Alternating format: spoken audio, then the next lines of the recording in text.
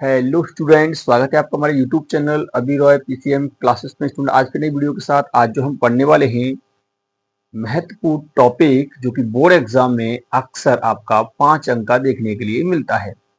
आज का जो टॉपिक है हमारा वो है हमारा फैराडे के विद्युत चुम्बकीय पेड़ से संबंधित नियम। कि इस वीडियो में जो हम देखने वाले हैं वो ये देखने वाले हैं कि फैराडे के विद्युत चुम्बकीय पेड़ के नियम क्या होते हैं। ठीक है स्टूडेंट, बहुत ही सिंपल तरीका से देखेंगे। और देखिए, ये जो टॉपिक है बोर्ड एग्जाम में अक्सर पूछा ही जाता है। ये वो टॉपिक हैं जो बोर्ड एग्जाम में आपके 5 अंक के देखने के लिए मिलते हैं। ठीक है नहीं। और देखिए, फैराडे के विद्युत चुम्बकीय पेड़ से संबंधित आपका एक न्यूमेरिकल भी आता है। जब आपको फॉर्मूला पता होगा तो आप न्यूमेरिकल ऐसे ही बना लोगे। ठीक है, कोई ज्यादा कठिन नहीं होता है, कुछ कुछ चीज टफ नहीं होती है। ठीक है नहीं, कोई भी यानी कि न्यूमेरिकल कठिन नहीं होता है, बस आपको फॉर्मूला लगाना आना चाहिए।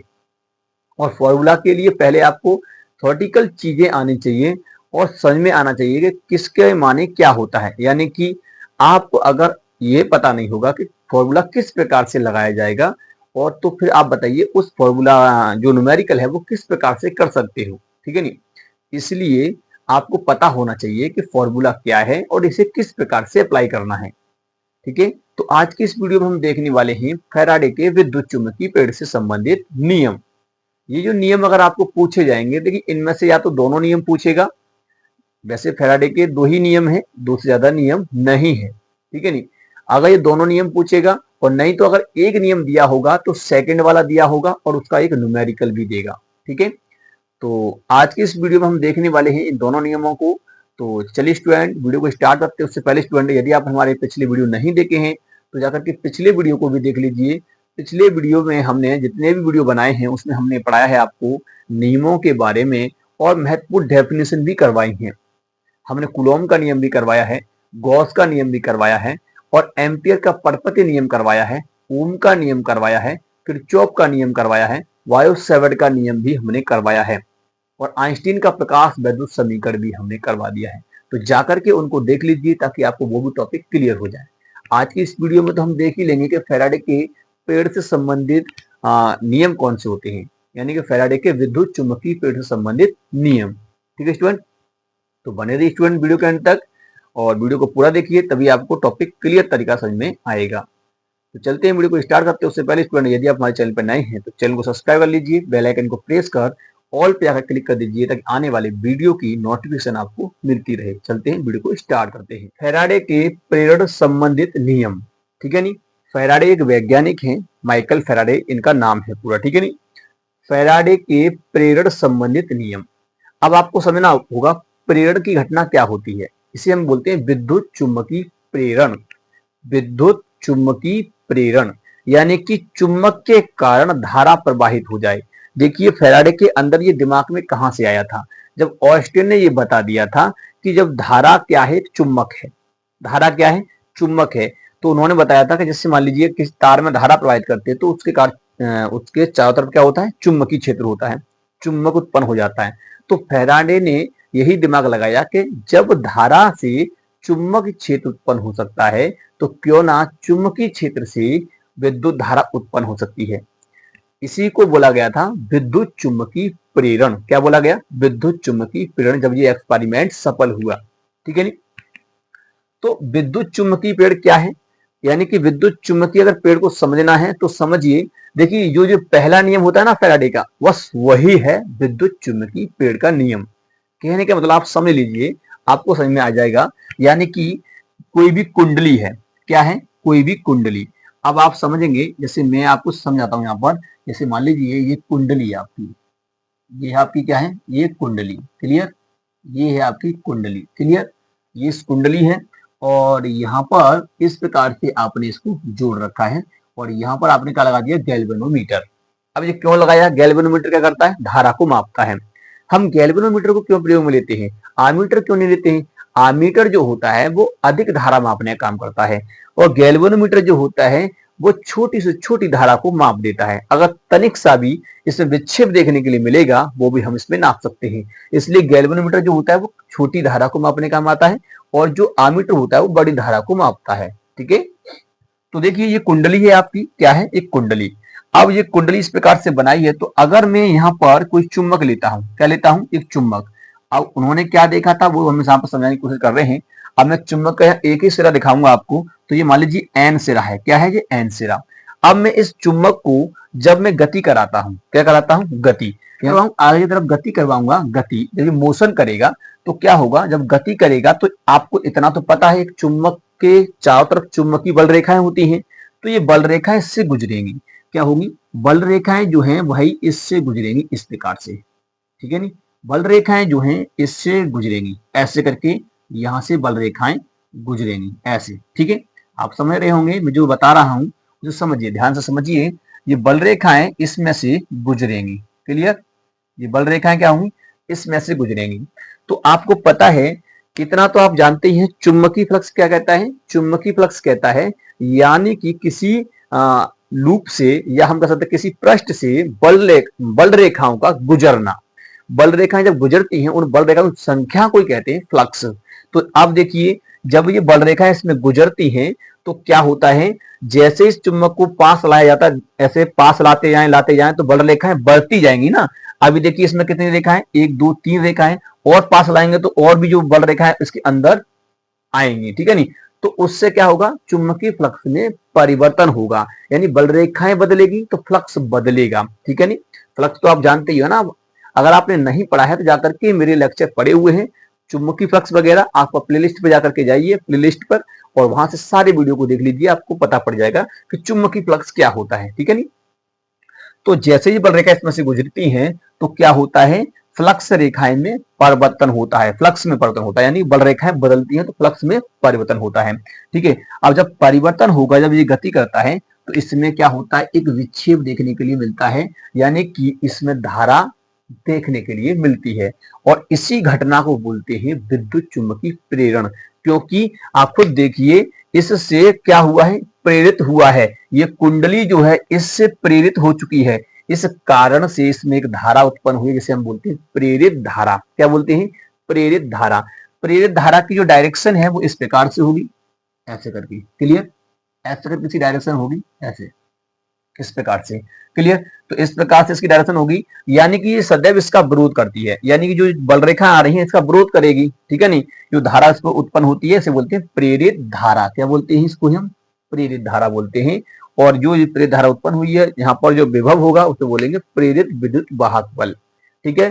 तो प्रेरण की घटना समझ में आई, क्या कहती है प्रेरण, प्रेरण ये कहता है जब एक कुंडली और चुंबक की मध्य सापेक्ष गति कराई जाती है, सापेक्ष गति का मतलब होता है इनमें जब हम एक को गति कराएं इसके सापेक्ष, ठीक है नहीं, तो सापेक्ष जब गति कराई जाती है तो कुंडली से चुंबकीय बल रेखाएं जब गुजरती हैं तो चुंबकीय बल रेखाओं में परिवर्तन होता है, जिससे फ्लक्स रेखाएं भी बदलती हैं।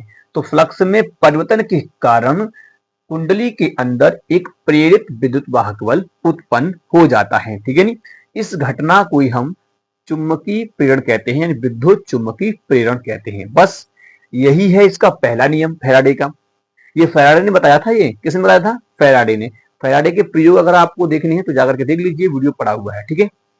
तो फैराडे ने इसको बताया था। क्लियर स्टूडेंट, उम्मीद करते हैं समझ में आ गया होगा कि विद्युत चुंबकीय प्रेरण क्या होता है। तो अब इसी के संबंध में फैराडे ने अपने 2 नियम दिए। कितने नियम दिए, 2 नियम।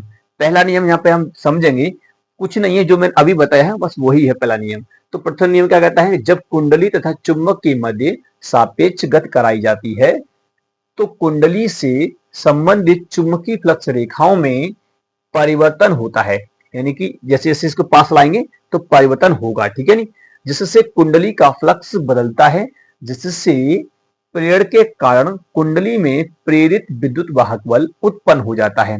एक प्रेरित विद्युत वाहक बल यानी वोल्टेज उत्पन्न हो जाता है, ठीक है नी, जिससे प्रेरण के कारण कुंडली में प्रेरित विद्युत वाहक बल उत्पन्न हो जाता है, जिससे कुंडली में धारा का प्रवाह होने लगता है। यह तब तक होता है जब तक फ्लक्स रेखाओं में परिवर्तन होता रहता है, यानी कि ये परिवर्तन लगातार बना रहे, तभी क्या होता है, ये धारा प्रवाहित हो सकती है, ठीक है नी। और अगर इसको रोक दिया जाए तो यहाँ बल रेखाएं जो है परिवर्तन होना रुक जाएगा, जिस कारण से यहाँ फ्लक्स में परिवर्तन भी नहीं होगा और ना ही इसके अंदर पीरियड की घटना होगी जिससे ये धारा उत्पन्न हो। ठीक है, तो यही है पहला नियम।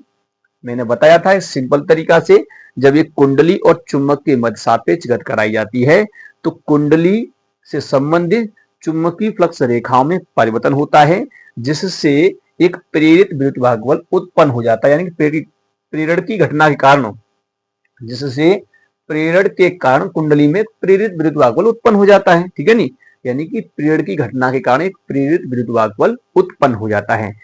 ठीक है नी, जिस कारण से क्या होता है, एक प्रेरित धारा उत्पन्न हो जाती है, यानी प्रेरित धारा का प्रवाह होने लगता है, यानी कह सकते हैं प्रेरित धारा उत्पन्न हो जाती है। ठीक है नी, तो वही चीज मैंने यहाँ पर लिखा है। चलिए मैं एक बार और पढ़ के आपको सुना देता हूं कि जब कुंडली तथा चुंबक की मध्य सापेक्ष गति कराई जाती है तो कुंडली क्या, तो कुंडली से संबंधित चुंबकीय फ्लक्स रेखाओं में परिवर्तन हो, जिससे कुंडली का फ्लक्स बदलता है। यानी कि ये जो कुंडली है इसका क्या होगा, फ्लक्स बदलेगा, जिससे प्रेरण के कारण कुंडली में प्रेरित विद्युत वाहक बल उत्पन्न हो जाता है, जिससे कुंडली में धारा का प्रवाह होने लगता है। यह तब तक होता है जब तक फ्लक्स रेखा में परिवर्तन होता रहता है। ठीक है, यह है आपका फर्स्ट नियम, यानी कि प्रथम नियम फैराडे का विद्युत चुंबकीय प्रेरण संबंधित। तो स्टूडेंट उम्मीद करते हैं आपको समझ में आ गया होगा कि फैराडे का विद्युत चुंबकीय प्रेरण संबंधी पहला नियम क्या है। अब हम बात करते हैं सेकंड नियम की। ये तो था पहला नियम और सेकंड नियम की यहाँ पे हम बात करते हैं। तो चलिए अब हम सेकंड नियम यहाँ पर देखते हैं। चलिए स्टूडेंट अब बात करते हैं द्वितीय नियम की, यानी कि फैराडे का विद्युत चुंबकीय प्रेरण संबंधित दूसरा नियम। ठीक है, दूसरा नियम क्या कहता है, दूसरे नियम की अगर हम बात करेंगे तो दूसरा नियम कहता है, यानी किसी कुंडली में उत्पन्न प्रेरित विद्युत वाहक बल, किसी कुंडली में उत्पन्न प्रेरित विद्युत वाहक बल उस कुंडली में होने वाले चुंबकीय फ्लक्स में परिवर्तन की दर के समानुपाती होता है। जो प्रेरित विद्युत वाहक बल उत्पन्न हो रहा है, यानी कि इस चुंबक के कारण इस कुंडली में, जैसे हम इसको गति करा रहे हैं तो फ्लक्स में परिवर्तन हो रहा है, जिस कारण से इसमें क्या हो रहा है, एक प्रेरित विद्युत वाहक बल उत्पन्न हो रहा है। ठीक है नी, वो प्रेरित विद्युत वाहक बल जो है वो चुंबकीय फ्लक्स में परिवर्तन की दर के समानुपाती होता है। अब इसका मतलब क्या है, इसका मतलब यह है कि आप खुद समझिए, यदि हम कोई भी, जैसे मान लीजिए चुंबक को मैं धीरे धीरे ले जाऊं तो इसका मतलब समय ज्यादा लग रहा है, तो इसलिए यहाँ पर धारा धीरे धीरे यानी कम है, फ्लक्स में परिवर्तन तो हो रहा है परंतु समय ज्यादा लग रहा है। अगर यही फ्लक्स में परिवर्तन तीव्रता से यानी इतनी तीव्रता से हो कि एकदम बल रेखाएं बढ़े यानी समय कम लगेगा, तो उसमें फ्लक्स में परिवर्तन ज्यादा हो, समय कम लगे फ्लक्स में परिवर्तन ज्यादा हो, तो इस कंडीशन में क्या होगा कि जो धारा मिलेगी वो हमें ज्यादा देखने के लिए मिलेगी। क्या मिलेगी, ज्यादा देखने के लिए। इसलिए यहां पर कहा गया है परिवर्तन की दर के समानुपाती, यानी कि फ्लक्स में परिवर्तन की दर के समानुपाती होता है। जो इसके अंदर प्रेरित विद्युत वाहक बल उत्पन्न हो रहा है वो फ्लक्स में परिवर्तन की दर के समानुपाती होता है, यानी कितने समय में फ्लक्स में परिवर्तन हो रहा है वो उसी के अनुसार ही क्या होगा, प्रेरित विद्युत वाहक बल होगा। क्लियर, तो वही कह रहा है किसी कुंडली में उत्पन्न प्रेरित विद्युत वाहक बल उस कुंडली में होने वाले चुंबकीय फ्लक्स में परिवर्तन की दर के समानुपाती होता है। ये आपका दूसरा नियम कहता है। इसका मतलब प्रेरित विद्युत वाहक बल जो होता है, प्रेरित विद्युत वाहक बल समानुपाती होता है किसके, फ्लक्स में परिवर्तन, फ्लक्स में परिवर्तन बटे लगने वाला समय, यानी हम समय कह सकते हैं समय। ठीक है नी, यानी कि जो समय में परिवर्तन हो रहा है उसके अनुसार। तो इस प्रेरित विद्युत वाहक बल हम ई से दिखाते हैं, इसे इलेक्ट्रॉन वाला ई नहीं समझना है, इसे ई यानी कि विद्युत वाहक बल वाला, और प्रोपोर्शनल आपका फ्लक्स में परिवर्तन को दिखाते हैं हम डी फाई से दिखाइए या आप डेल फाई से दिखाइए, कुछ फर्क नहीं पड़ता है। डेल फाई अपॉन क्या होता है, डी टी। ठीक है नी, यानी समय में परिवर्तन यहां पे कर सकते हैं, समय में परिवर्तन। ठीक है नी, समय में परिवर्तन, तो del phi upon del t. ठीक है, अगर मैं यहां से साइन को हटाऊं तो यहां पर क्या होता है, एक नियतांक आ जाता है। क्या आता है, एक नियतांक आता है। ठीक है, यहां से क्या आएगा, एक नियतांक आपको देखने के लिए मिलेगा। ठीक है, जैसे हम के मान सकते हैं, क्या मान सकते हैं। ठीक है, यहाँ से जब साइन हटाएंगे तो यहाँ पर के आ जाएगा, और के हम मान लेते हैं कि यानी कि वायु माध्यम यहाँ पर है, परावर्तक माध्यम 1 मान के चलते हैं। तो इस कंडीशन में यहाँ पर क्या हो जाएगा, ये आपका यहाँ पर अगर मान लीजिए के आ गया, क्या आ गया, ये d phi upon d t, ऐसे तो आएगा। अब के का मान लेते हैं 1, तो इस कंडीशन में क्या हो जाएगा, ई बराबर हो जाएगा आपका डी फाई अपॉन में डी टी, इस प्रकार से। क्लियर। अच्छा, एक बात और आपको यहाँ पर बता देते हैं कि यहाँ पर जो मान आता है, ये यहाँ पर एक साइन आता है जिसे हम कहते हैं माइनस का साइन। क्या बोलते हैं, माइनस का साइन। तो ये माइनस के साइन के यहाँ पर आप देख सकते हैं इस प्रकार से होगा, यानी यहाँ पर चिन्ह आता है माइनस का। इसका मतलब ये तो नहीं है कि यहाँ पर नेगेटिव होगा, फ्लक्स पर नहीं, फ्लक्स में परिवर्तन नेगेटिव का मतलब नहीं है। यहाँ पर माइनस इसलिए आया है कि क्योंकि ये धारा जो है वो विपरीत डायरेक्शन में बहती है, इसलिए यहाँ पर माइनस का साइन आया है।